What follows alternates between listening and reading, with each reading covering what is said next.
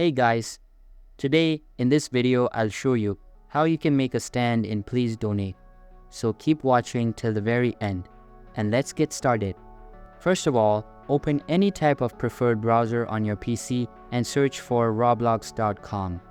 After that, sign into your account and you will be redirected to the home page. Here, click on the Create Embed at the top of your screen and then select Dashboard from the top. Now, your Experiences section will open up. Here, a default place will be available for your account. Simply click on that. Inside it, navigate to the left side menu and select Passes from the Monetization tab. After that, all of your available passes will be displayed. All you need to do is create a new pass and name it whatever you want.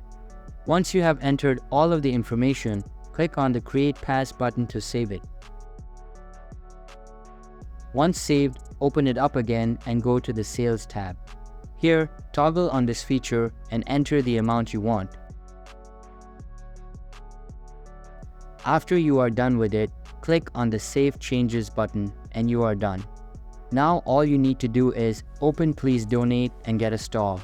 You can do that by pressing the E key on your keyboard, and as you can see, the passes I have created are being displayed on the stall. So that's basically how you can make a stand in Please Donate.